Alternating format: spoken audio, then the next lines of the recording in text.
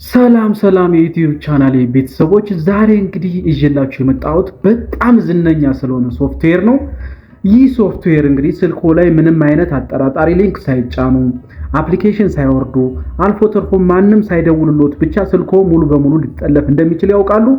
የእርስዎ ካሜራ፣ ማይክሮፎን፣ የባንክ መረጃዎች፣ የዋትስአፕ መልእክቶች እና የት እንዳሉ የሚጠቁመው የጂፒኤስ መገኛው ሳይቀር ለሌላ ሰው አሳልፎ የሚሰጥ አንድ አስፈሪ የሳይበር መሳሪያ በዓለማችን ላይ አለ። ስሙም ፔጋሰስ ይባላል። ዛሬ በዚህ ቪዲዮ ይህ የዓለማችን እጅግ ሚስጥራዊና አስፈሪ ሶፍትዌር እንዴት እንደሚሰራ፣ እነማን ሰለባ እንዳደረገ እና እኛስ መጠንቀቅ እንችላለን ወይ የሚለውን በዝርዝር እንመለከታለን። እስከ መጨረሻው አብራችሁኝ ቆዩ እያልኩኝ በአክብሮት በትህትና እጠይቃለሁኝ። ወደ ቪዲዮቹ አለፍኩኝ።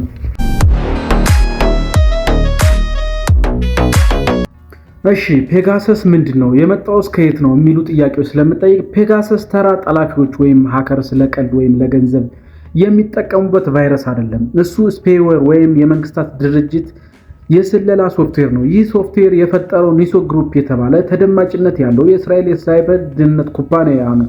ኩባንያው ይህንን ሶፍትዌር የሰራው ለበጎ ዓላማ ማለትም መንግስታት ሽብርተኝነት፣ የአደንዛዥ እጽ ዝውውርን እና ከባድ ወንጀሎችን ለመከላከል እንዲጠቀምበት እንደሆነ ይናገራል። እንዲሁም ሶፍትዌሩን የሚሸጠው ለህጋዊ የመንግስት ደህንነት ተቋማት ብቻ እንደሆነ ይገለጻል። ነገር ግን እውነታው ሌላ ነበር። ዋጋው በሚሊዮኖች የሚቆጠር ዶላር ሲሆን ይህ ሶፍትዌር ጨካኝ በሆኑ አምባገነን መንግስታት እጅ በመውደቁ ምክንያት በዓለም ዙሪያ ያሉ ጋዜጠኞች፣ የሰብአዊ መብት ተሟጋቾች፣ ፖለቲከኞች እንዲሁም ባለሀብቶች በሚስጥር ለመሰለል ውሏል። የፔጋሰስ ልዩ ባህሪ እና እጅግ አስፈሪ የሚያደርገው ነገር ዜሮ ክሊክ አታክ ወይም ያለምንም ንክኪ ማጥቃት መቻሉ ነው። የድሮዎቹ ጠለፋዎች እኛ የምንሳሳተውን ስህተት ይጠብቁ ነበር። ለምሳሌ አጠራጣሪ ሊንክ ስንነካ ወይም ፋይል ስናወርድ ነው ስልካችን የሚጠልፈው። ፔጋሰስ ግን የእርስዎን ስህተት አይጠብቅም። ለምሳሌ ጠላፊዎቹ በእርስዎ ዋትስአፕ ወይም ሜሴጅ በኩል የስልክ ጥሪ ያደርግሎታል። እርስዎ ጥሪውን ባይመልሱለት ወይም ሚስ ኮል ሆኖ ቢቀር እንኳ ሶፍትዌሩ ያንን ጥሪ ተጠቅሞ ራሱን በስልኩ ላይ ይጭናል። በጣም የሚገርመው ነገር ሶፍትዌሩ አንዴ ከተጫነ በኋላ ያንን የተደወለለትን የስልክ ጥሪ ኮል ሎግ ራሱ ያጠፋል። ስለዚህ ስልኮ መደወሉን እንኳ አያውቁም። አንዴ ስልኮ ውስጥ ከገባ በኋላ ስልኮን ወደ ተንቀሳቃሽ የስለላ መሳሪያ ይቀይራል። የእርስዎን የዋትስአፕ፣ የቴሌግራም እና ሲግናል የተመሰጠሩ መልእክቶችን ያነባል። እርስዎ ሳያውቁ የስልኮን ካሜራና ማይክሮፎን ከፍቶ አካባቢውን ይቀርጻል ወይም ያዳምጣል። ፎቶዎችን፣ የይለፍ ቃሉን፣ ፓስወርድ እና የቀን መቁጠሪያዎችን በሙሉ ይበረብራል ማለት ነው።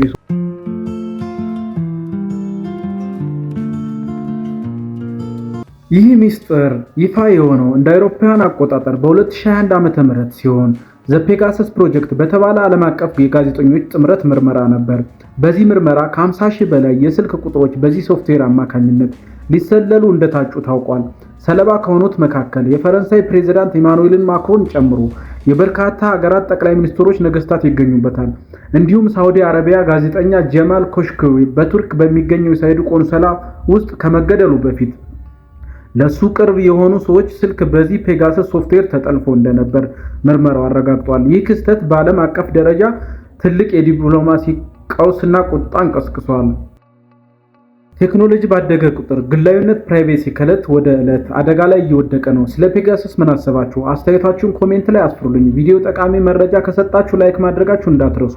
እንደዚህ አይነት አስገራሚ የቴክኖሎጂ ቪዲዮዎች እንዲደርሳችሁ ደግሞ ቻናሉን ሰብስክራይብ አድርጉ። በሚቀጥለው ቪዲዮ እስክንገናኝ መልካም ጊዜ ይሁንላችሁ።